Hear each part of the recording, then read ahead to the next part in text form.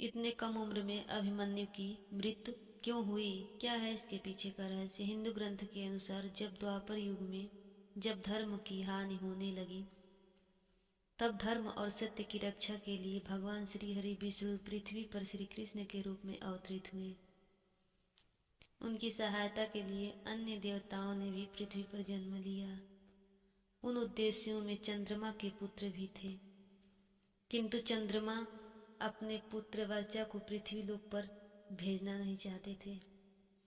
देवताओं ने चंद्रमा को बहुत समझाया कि वर्चा का जन्म एक महान उद्देश्य की पूर्ति हेतु होना है, लेकिन चंद्रमा तब भी संशय में थे। जब उन पर बहुत दबाव दिया गया तो वह मान गए, लेकिन उन्होंने देवताओं के समक्ष एक शर्त रखी। उन्होंने कहा, मेरा पुत्र पृथ्वी पर बहुत कम समय के लिए जन्म लेगा और वह ऐसा वीर बनेगा, इसके जैसा योद्धा पृथ्वी पर कोई नहीं होगा। उसकी वीरता ऐसी होगी कि लोग आश्चर्य से भर जाएं। देवताओं ने चंद्रमा की बात मान ली और वर्चा का अवतार अभिमन्यु के रूप में हुआ।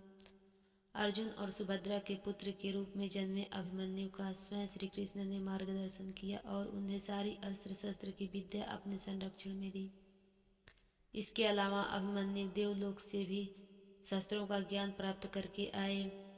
अब पृथ्वी पर उनके जैसा योद्धा कोई नहीं था। केवल श्री कृष्ण ही अभिमन्यु का रहस्य जानते थे और यह भी कि अभिमन्यु की उम्र बहुत कम है। बाद में अभिमन्यु का विवाह उत्तरा से हुआ और उन दोनों के ही पुत्र राजा परीक्षित थे।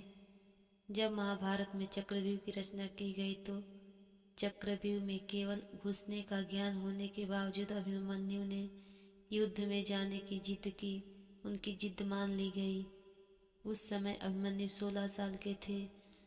वह 7 महारथियों को परास्त कर चक्रव्यूह में घुस भी गए, लेकिन उन्हें बाहर निकलने का रहस्य मालूम नहीं था। श्री कृष्ण जानते थे कि चंद्रमा से किए गए वादे के मुताबिक अभिमन्यु के जाने का समय हो गया है और उसने अब तक अपनी अद्भुत वीरता का परिचय भी दे दिया है। तो वह सब कुछ जानते हुए भी अभिमन्यु की मदद के लिए नहीं आए। कौरव के 7 महारथियों ने 16 साल के अभिमन्यु को घेर कर निर्दयता से उसकी हत्या कर दी।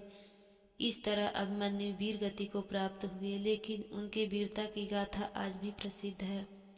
जब महाभारत के चक्रव्यूह का नाम आता है तो अभिमन्यु का नाम अपने आप आ जाता है।